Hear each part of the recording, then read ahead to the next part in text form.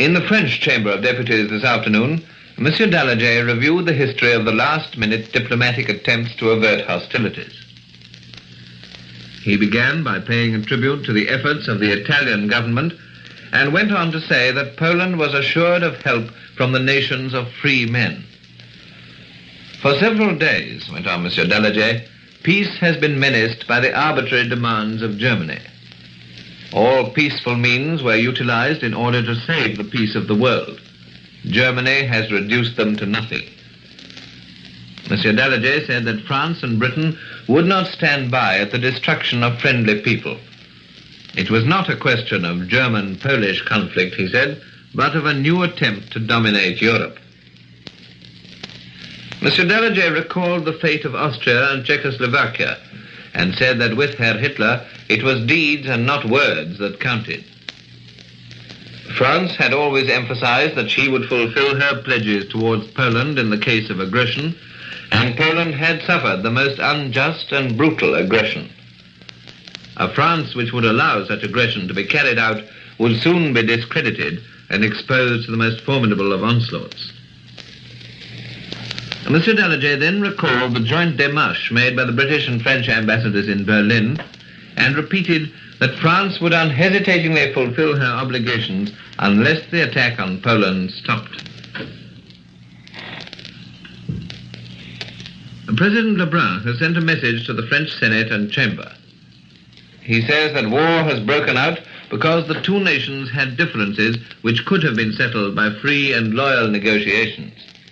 But at the moment when their plenipotentiaries were about to meet, Germany attacked Poland. Great Britain and France, says President Lebrun, have done everything humanly possible to avert this crisis. The evacuation of civilians in Paris is going on steadily, and special trains have been leaving for the country all today. The French cabinet met at 7:30 tonight under the presidency of Monsieur Daladier. Before the meeting, Monsieur Daladier had a talk with the Foreign Minister, Monsieur Bonnet, and the Supreme Commander of the Armed Forces, General Gamla.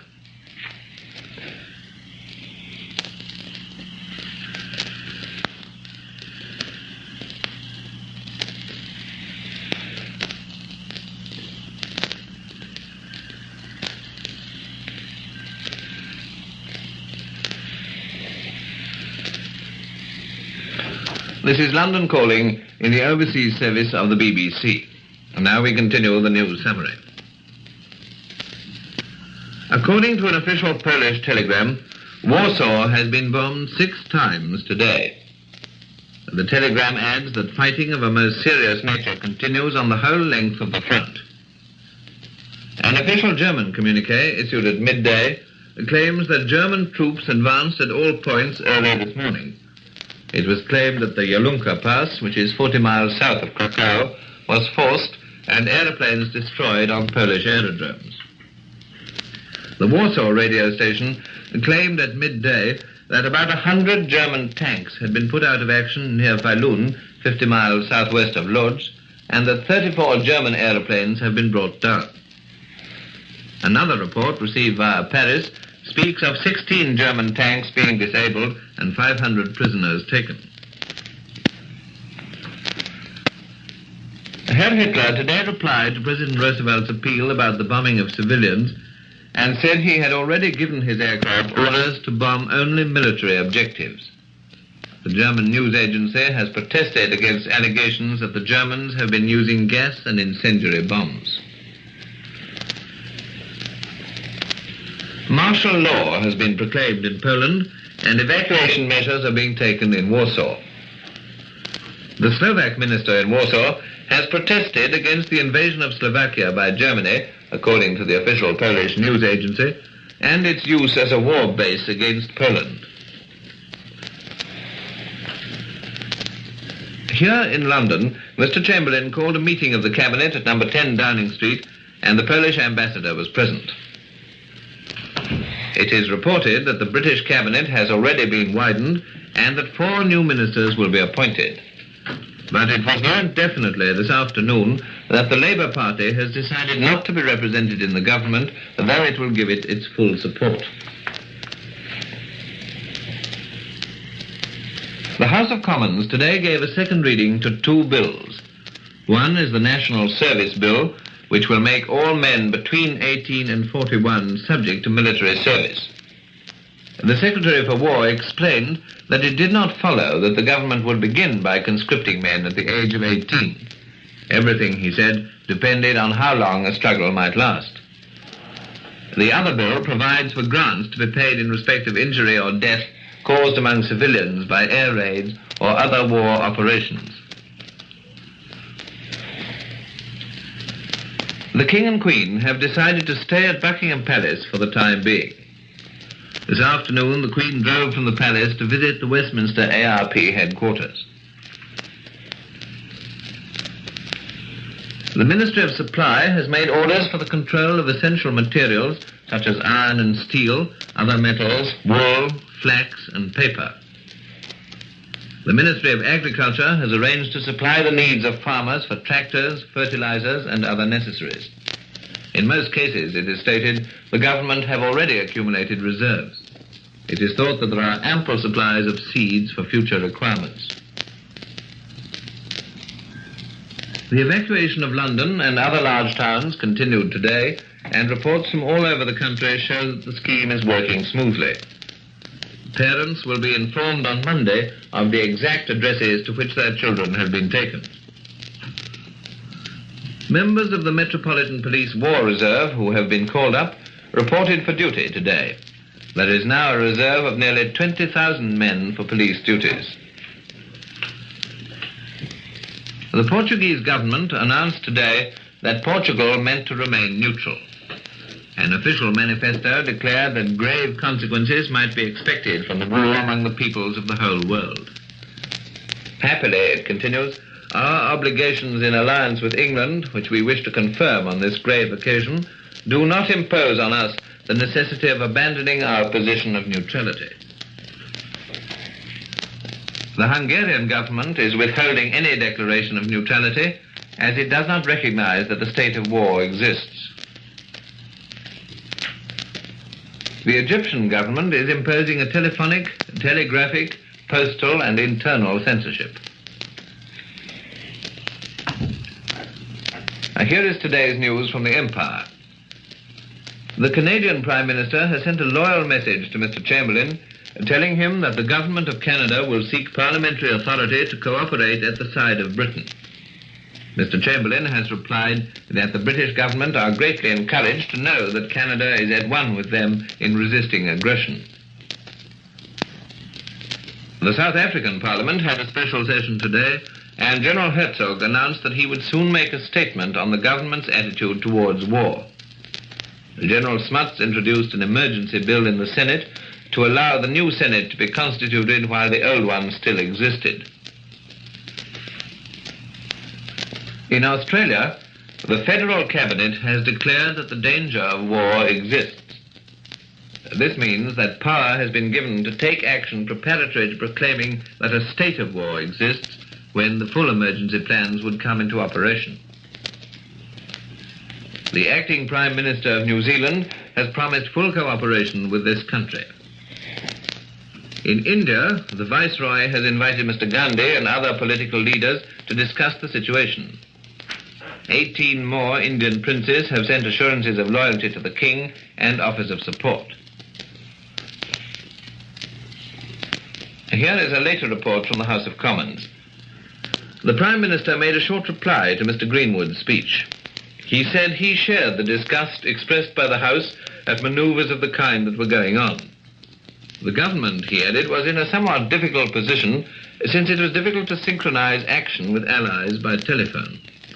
He said he felt certain he would be able to make a statement tomorrow. The House adjourned till midday tomorrow.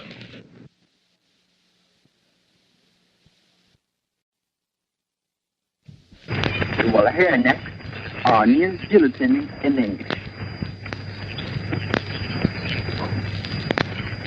Today, the French Parliament held a reunion. The two chambers heard a message from their president, and Monsieur Lebrun, President of the French Republic, made a declaration. Besides, the Prime Minister, Monsieur Daladier, delivered the government address of the Congress, while Monsieur Camille Chausson, Vice Prime Minister, read the message to the Senate. The two assemblies decided to make their union the Union Sacrée because of international tensions and especially of the German attack towards Poland.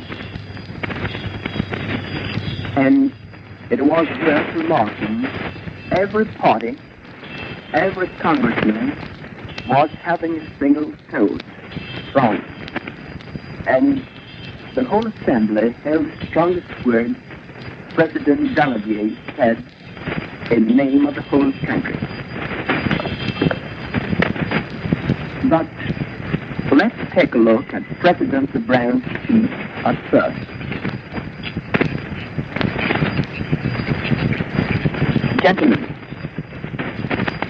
you are gathered under a critical moment of our national life.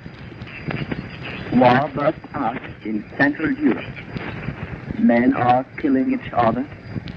Innocent victims are falling under aerial shooting. How did we get there? Two people had a dispute. They couldn't come to any solution. They could have come to some solution by means of free and fair negotiations, as the word told from practically everywhere. On the very moment the diplomats were going to get together, Germany most brutally attacked Poland, and it would be quite hard indeed to justify such a war declaration. England and France, who are absolutely decided to stick to their prudent, wise, and moderate policy, did their best in order to avoid such a crisis.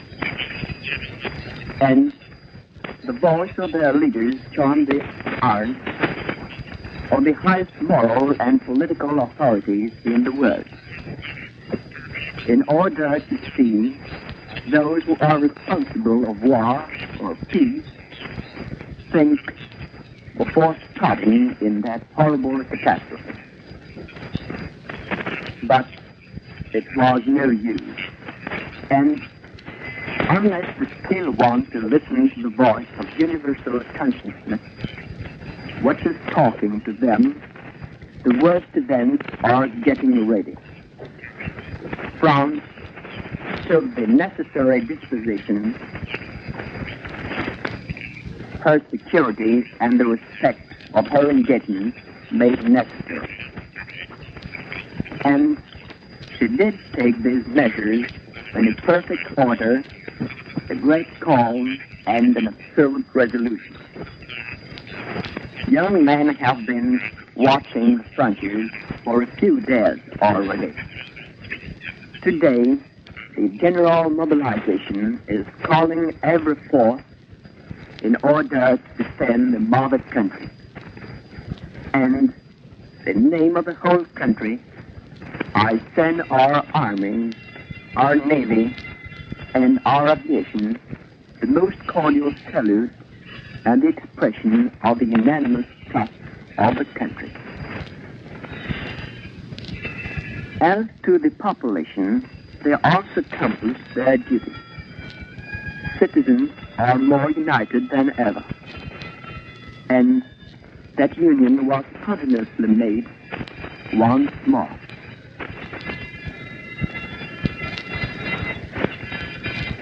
They have got strong minds animated with discipline and hope. They understand, besides the country's destiny, it is the whole world's destiny, liberty, and the future of civilization which are the main. And they will know how to raise their soul to the heft of the greatest resolution. Let's get united and vive la France. As to President Daladier, It namely declared, yesterday the government decided general mobilization was to be made. The whole nation is answering their appeal with brave and resolute call.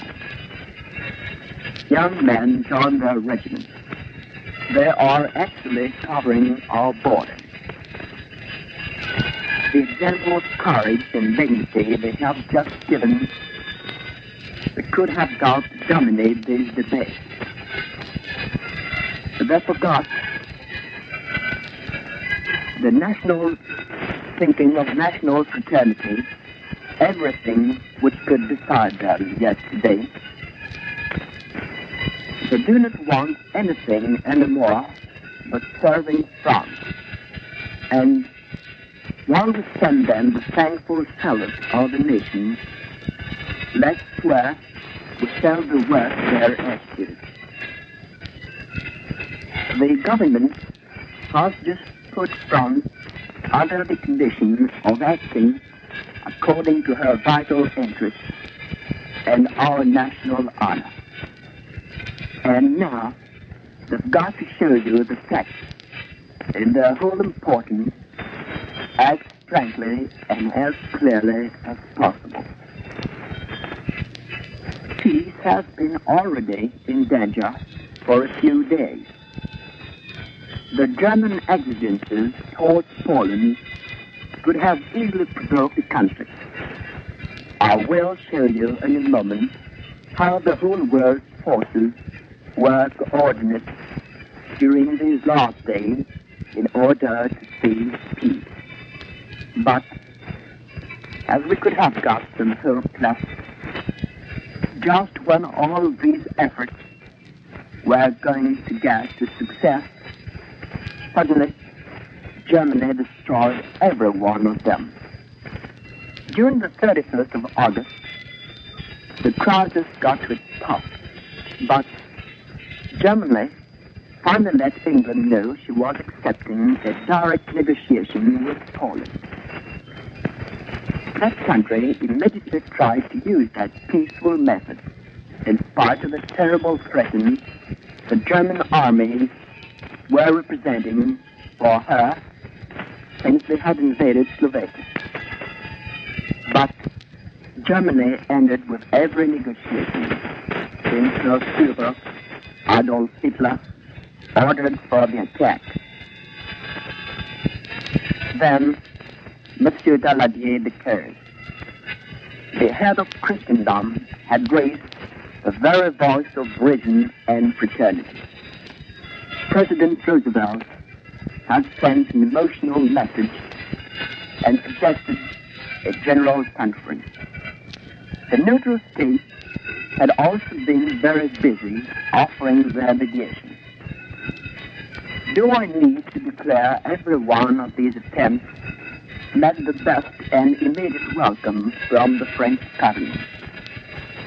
I am also very glad to give homage to the noble effort the Italian government had made. Even yesterday, we tried to realize the union of every goodwill in order to stop the hostilities, at least, and obtain more peaceful methods to be used. And substituted to violence. But these efforts were not quite successful up to this moment. Anyway, they showed the responsibilities Germany was assuming. They assured Poland, the victims, the real help and the moral solidarity of free men and free nations. What we did before the beginning of the fight, we're ready to do it again if the conciliating offer is made. We're ready to face it and join it once more. If the fight should stop, if the aggressors went back to their frontiers, if the free negotiation could be started, you may be sure, gentlemen, the French government would not spare the least effort in order to come to its success in the interest of the world's peace. But time is getting short. France and England couldn't possibly accept the destruction of a friendless peace, since it would mean nothing but violent enterprises would be started again themselves. In fact, it is but a German-Polish conflict. No, indeed. Gentlemen, it is but a new phase of the Hitlerian dictatorship evolution towards European and world domination. And Monsieur Daladier adds, there is no question of any matter of honor, but only saving peace, our liberty, and our security. The French people do not hate any other country in this world, and I am not going to praise war under these tragic circumstances. I only wish to do my duty just like an honest man. Every Frenchman who actually is getting back to his regiment is very peaceful, but also resolute to make any sacrifice. He feels in his very heart it is the whole French life which is menaced. You know, we wouldn't mobilize France to throw her against a foreign country. The French people certainly wouldn't invade a small country. Then, Monsieur Daladier gives the colony and protectorate, which answered the metropolis appeal, the salute of France. He also thanks foreigners who are enlisting by millions. And Monsieur Daladier ended, we shall go until the very last means of negotiation. But we shall not hesitate in using force if force is necessary. Gentlemen, today it is France who commands. In London, Mr. Chamberlain made the following declaration in the House of Commons. Last night, Sir Neville Henderson got an audience from Herr von Ribbentrop at 9:30 and gave him the message we read you yesterday. The German foreign minister answered he had to present the Führer that communication, and the ambassador declared he was ready to wait for Herr Hitler's answer. It is possible the delay is due to the fact they are actually looking, maybe, at the Italian proposition declaring the hostilities should be stopped and an immediate conference be held between Great Britain, France, Poland, Germany, and Italy. His Majesty's government is really appreciating the efforts the Italian government has just made.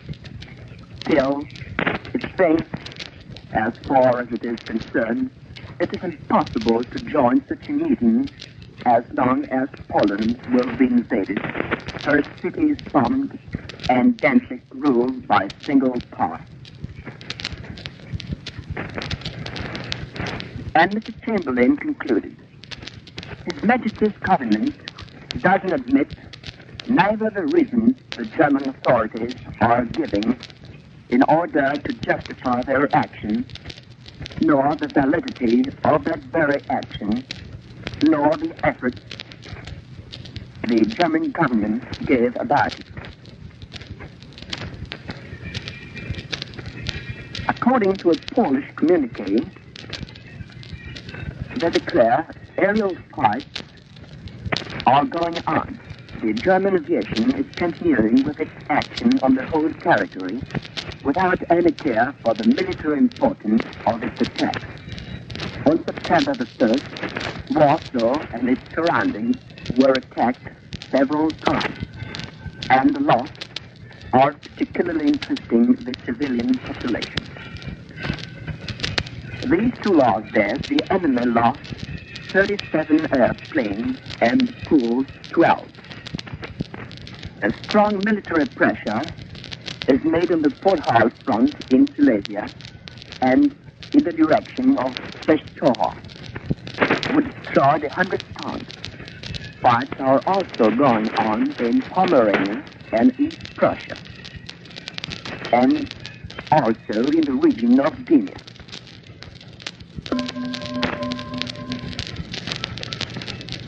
And this, ladies and gentlemen, ends our news bulletin in English.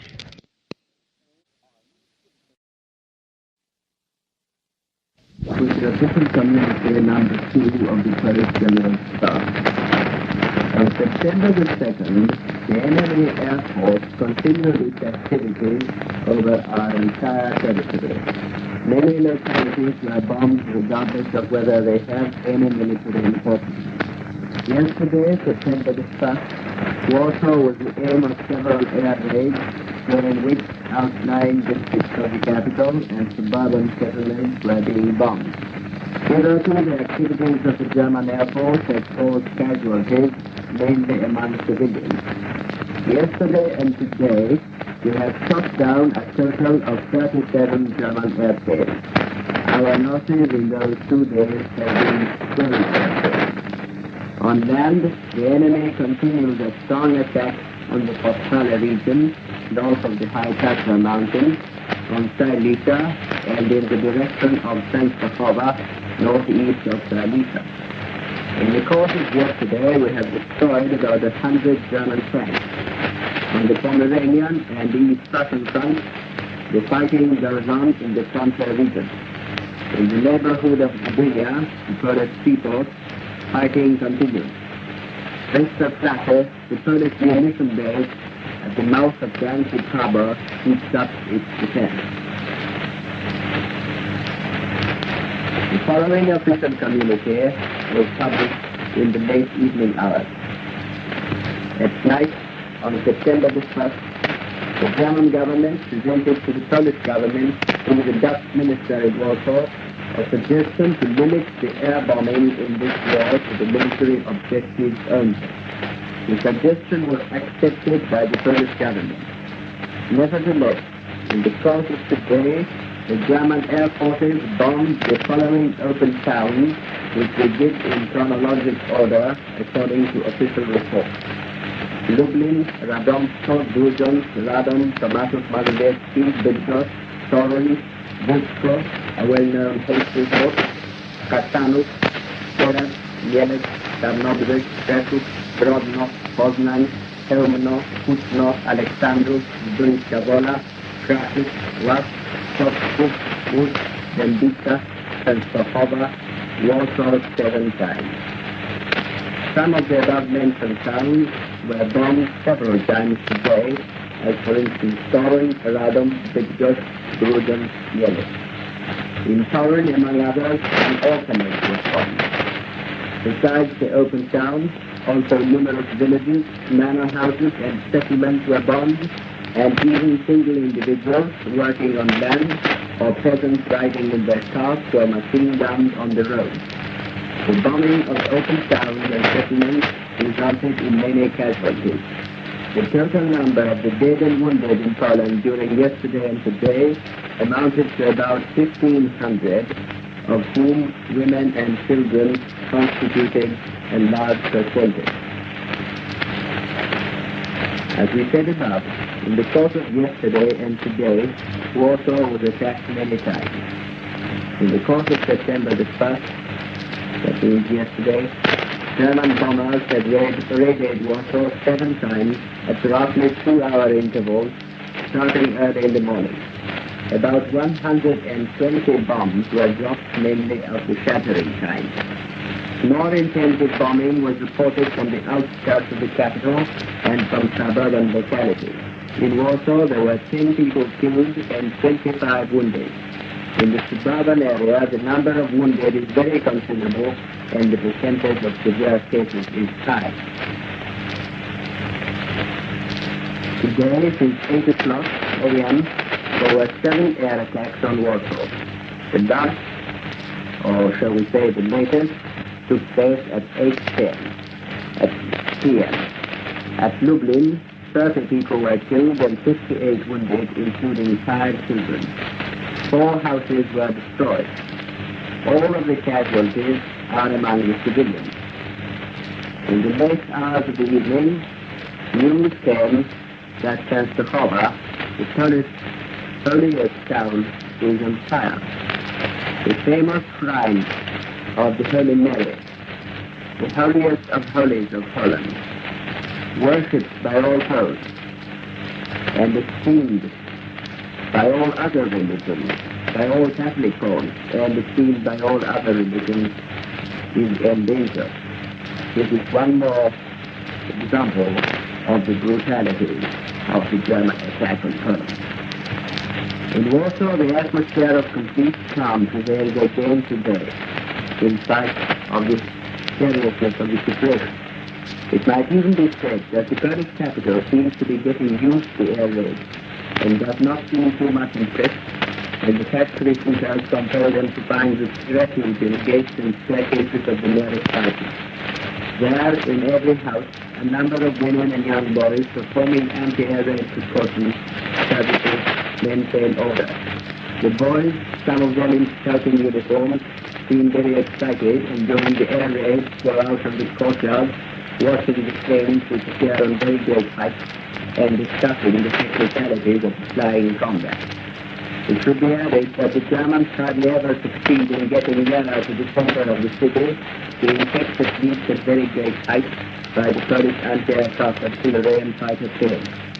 Being unable to do any bombing on the main objectives, the enemy dropped bombs on suburbs in suburban areas, particularly suffered hotspots at suburban resort of tubercular sanatorium. On the whole, the life in Warsaw is going on quite normally. All theaters and cinemas stay open, having begun their autumn season as usual. Newspapers, which are printed on slightly fewer pages than usual, owing to the fact that much of their staff was conscripted, publish large half-page advertisements of new films shown in the capital. The only difference noticeable during the intervals between the air raids and Pisarenki is the smaller number of taxis and other vehicles on the streets, as many of their drivers were conscripted. Women seem to prevail among the people on the streets. Finally, many people are carrying gas masks. A Hitler's promise not to use poison gas did not seem to fill them with complete trust, as most of the flats prepared airtight rooms where also 2 weeks' provisions are being kept in case of any impediments in transport and food supplies to the city. At present, no shortage of foodstuffs whatever is sent. Prices are kept at a level everywhere after the strong measures taken by the government against all those who betrayed an inclination towards profiteering during the first days after the defense preparations were increased. The general atmosphere is that of a firm resolve to go through this experience when such necessity arose, no matter how long it would take. The general opinion repeated everywhere in the papers and by the people in the streets, in cafes and in private parties is that odds are against Germany in this war, much more so than they were in the last war. Today, the other Polish citizens declaring their loyalty and decision to fight the invader, also the citizens of Jewish race were joined. The executive of the Polish Rabbis Union appeals to also the citizens of Jewish race to give their lives and property in defense of the country. The Association of Rabbis with University Education issued also an appeal to the Jewish community, declaring as an organization of the spiritual leaders of the Jewry in Poland that this country did not want war, nor was she guilty of its outrage. Poland, with unprecedented passions, tolerated the persecution of Polish minority in the Third Reich and the persecution of the Poles in Danzig. Now she has been forced to accept the war, not only for her independence and security, but also for the sake of all those countries in which liberty based on law and justice is the supreme good. The Polish Jews consider it as their duty to join the ranks of the defenders of the Polish state as its citizens. The Jews in Poland trust that the heroic self-defense of Poland shall result in the victory of all those peoples of Europe which love freedom, and in the triumph of law, justice, and peaceful collaboration of nations. In this struggle, they will certainly be helped by God. The appeal of the two supreme representations of the Jewish community in Poland proves that in the struggle within Beda, there is no citizen in Poland who would not understand the duty for the country. They all, without any exception, answered the appeal of the President, so as their national honor required and their attachment to the Polish state. The Polish Parliament met today at 3 p.m., and the importance of the moment was accentuated by the air raid of German bombers which began at the moment when the Prime Minister spoke. The Premier stated that the situation is clear. We have been attacked and we fight, he said. You all know the events which preceded the outbreak of this war which has been forced upon us. The Prime Minister put the government at the disposal of the Commander-in-Chief. Also, two representatives of the Ukrainian minority in the Parliament declared their full solidarity with the point of view of Poland, as well as full support with the cause. From you, parliamentary representatives of Polish nation, we expect only to understand that the idea of Polish-Ukrainian brotherhood lives. So considers the representative of the Ukrainian minority, Mr. Stutman. With this news, we conclude our daily bulletin in English. It is entirely up to the decisions of Britain and France if peace is to prevail in Europe or not.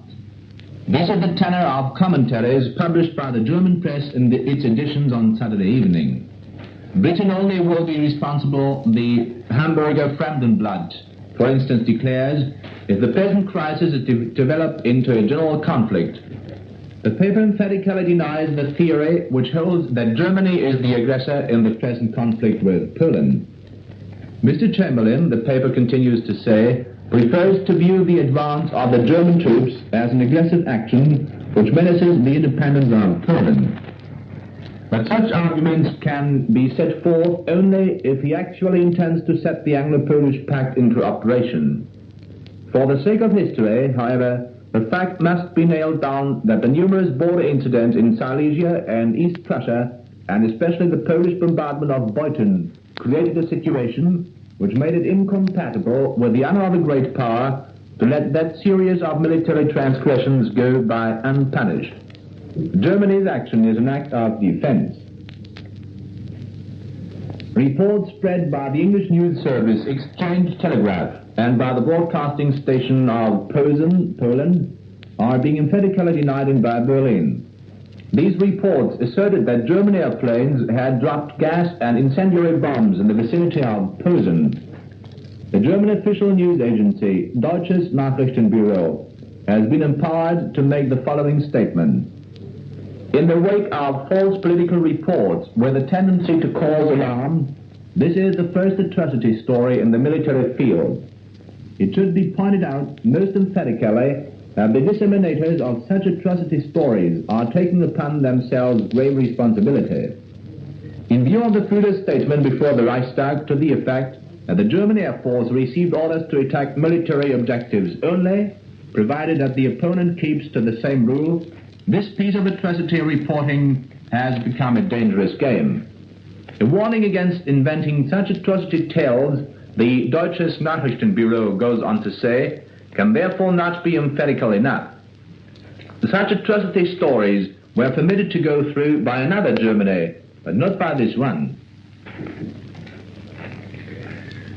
Germany's currency and financial situation was a subject dealt with at a meeting of the directors of the German Reichsbank, which convened on Saturday with Reich Minister Funk, who holds the post of President of the Reichsbank, presiding.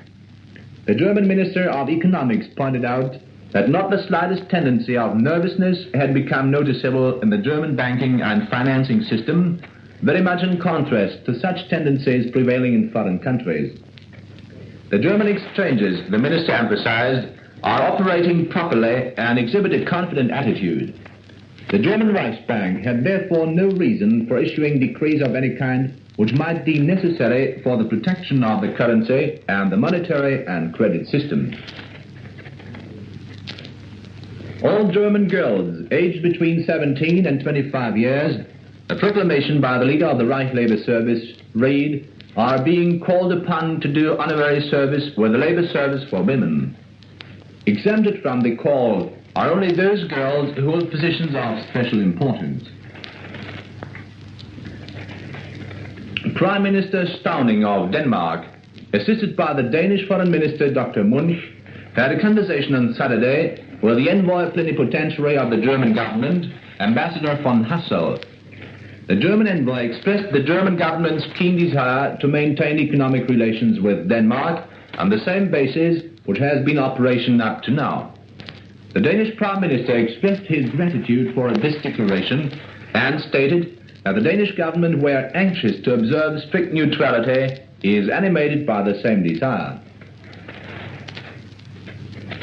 The Warsaw newspaper Express Poranny stated on Saturday that Poland never really thought of entering into negotiations with Germany.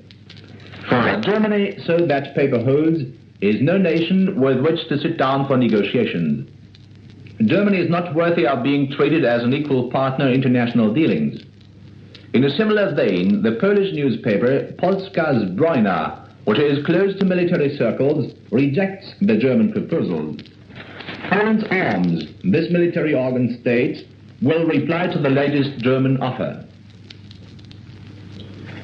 In commenting upon the European situation, the Italian press in its Saturday editions points out with emphasis that Adolf Hitler wants to localize the conflict between Germany and Poland. In his speech before the Reichstag, the Führer again announced his decision to refrain from any aggressive action against France or Britain. Only by the initiative of those two powers, the semi-official Giornale d'Italia states, will the Polish conflict develop into a general European conflagration. Italy has done everything in her power to avoid that conflict. For fully 5 months, Germany permitted the Polish problem to be debated upon frankly, and she has left all doors open for negotiations. Italy, this influential Roman newspaper assures its readers, will continue to watch the events with the utmost political and diplomatic vigilance. King Emperor Victor Emmanuel of Italy returned to Rome from his summer residence San Rossore on Saturday. He received Signor Mussolini, who gave him a detailed account of the general situation. Warfare is spreading even to the zoo in London. The administration of the zoological garden had all poisonous snakes and other dangerous animals killed on Saturday. The elephants were shipped away. Beginning on Saturday, all theaters and vaudeville shows in Paris will be closed. Numerous cinemas was forced to cancel their performances for lack of personnel. It is believed that all places of amusements will be closed down in Paris. The Paris newspapers will from now on appear in editions of not more than 4 printed pages. Silver coins valued to 10 and 20 francs and nickel coins valued at 5 francs are to be withdrawn from general circulation in France, a decree published on Saturday stipulates. The Bank of France has been empowered to issue instead notes to the amounts of 5, 10 and 20 francs. A state of siege has been declared for the whole of Egypt on Saturday. Prime Minister Ali Maher has been entrusted with special powers to safeguard public security. Prime Minister De Valera of Ireland read a statement before the Irish Parliament on Saturday in which he declared that the Irish government is firmly determined to remain neutral. At the same time, the government announced the immediate mobilization of the Irish armed forces. The total strength of the Irish army is approximately 25,000 men. Soviet Russia's newly appointed ambassador to Berlin, Alexander Shkvartsev, arrived at the Berlin Aerodrome on Saturday afternoon by a special plane which had been sent to call for him at Stockholm. He was accompanied by Monsieur Vladimir Perkov, the newly appointed secretary to the Soviet-Russian embassy. General Maxim Purkayev, Minister Plenipotentiary for Military Affairs of the Soviet Union, arrived by the same plane with his staff. The officers accompanying General Purkayev are Brigadier General Mikhail Belyakov, Colonel Nikolai Skolonyakov, Major Ivan Bashanov, and Captain Alexander Sedich. The Soviet-Russian ambassador and General Purkayev were met by leading officials of the German Foreign Office and high-ranking officers of the German Armed Force. As announced Saturday in Berlin, the German Navy has provided for the security of the Baltic Sea to such an extent that it has been possible to allow free fishing rights in the Baltic. The commander of the German Armed Forces made the following announcement Saturday evening. The German troops have been advancing successfully along all frontiers. The army detachments operating south of the industrial district of Upper Silesia is approaching the town of Vyala and occupied the town of Ples. North of those points, the German troops advanced past the line of Polish dugouts. In the territory north of the Upper Silesian industrial area, our troops are approaching the river Varte. Armored detachments are advancing from the town of Radomsko, north of the town of Częstochow. The town of Wielun has been occupied.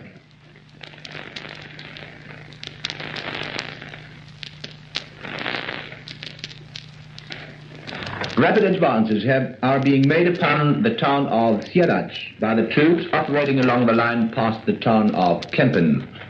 The river of Brahe has been crossed by the German troops operating out of Pomerania and succeeded in reaching the river Vistula at a point southwest of the town of Graudenz in a forceful land.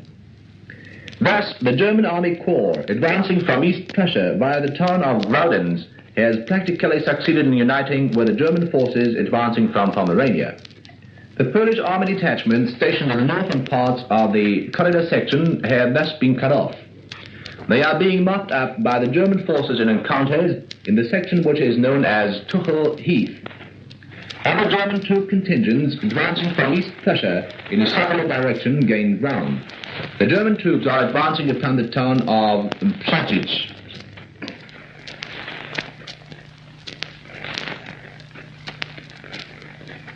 The German Air Force dealt heavy blows to military objectives in Poland by lightning-like actions. Numerous Polish airplanes were destroyed in aerial encounters. A great number of military aerodromes were attacked from the ground, especially in the vicinity of the following towns: Gdynia, Krakow, Lodz, Radom, Dęblin, Brest-Tiraspol, Lublin, Lak, Gotha, Warsaw, Oklechi, Posen, Lewica. The aeroplanes stationed in the hangars and upon the flying fields went up in flames. Furthermore, railway trunk lines were destroyed and military transports were derailed. Marching columns of the Polish army which were retreating were bombed. A munition plant near Skarczysko-Kamienna exploded after an attack. It is believed that the Polish Air Force has been badly hurt by the successes established today.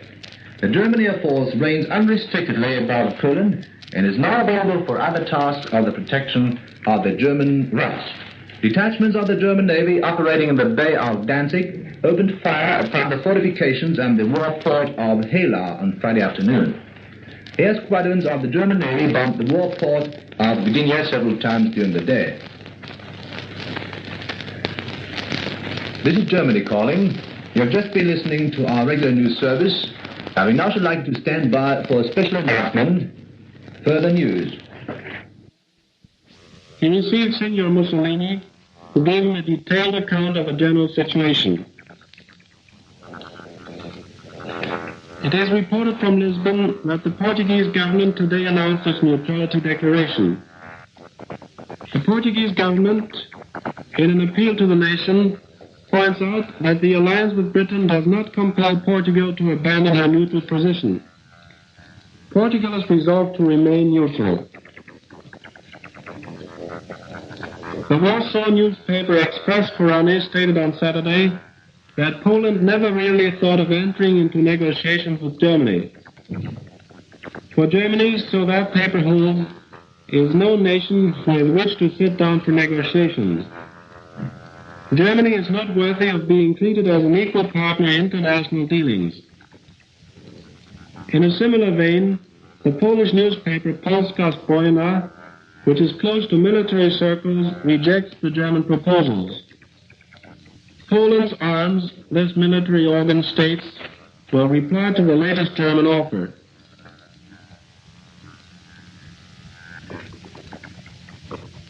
The Polish radio reports on a decree of the Polish government forbidding all credit institutes in Poland to pay out any credits for a period of 7 days.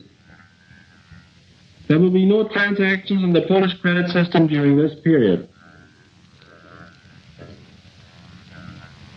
Prime Minister Stauning of Denmark, assisted by the Danish Foreign Minister Dr. Munch, had a conversation on Saturday with the envoy plenipotentiary of the German government, Ambassador von Hassel. The German envoy expressed the German government's keen desire to maintain economic relations with Denmark on the same basis which has been in operation up to now. The Danish Prime Minister expressed his gratitude for this declaration and stated that the Danish government, anxious to observe strict neutrality, is animated by the same desire. The Führer and Commander-in-Chief of the German Defense Forces has renewed the Order of the Iron Cross in commemoration of the heroic battles which Germany's sons have fought in former wars and in view of the present fight in defense of the homeland. The Iron Cross will be awarded exclusively for special bravery in the face of the enemy and for the distinguished service and troop leadership in 4 classes. In addition to the Iron Cross, first and second class, and the Great Iron Cross, the awarding of which the Führer has retained for himself, a new cross called the Ritterkreuz is also to be awarded. The award of all classes is to be made without discrimination of rank. In the event that the candidate already possesses an Iron Cross awarded him during the World War, he is to receive instead a silver bar medallion. The first news bulletin of the German shortwave stations Berlin has been concluded.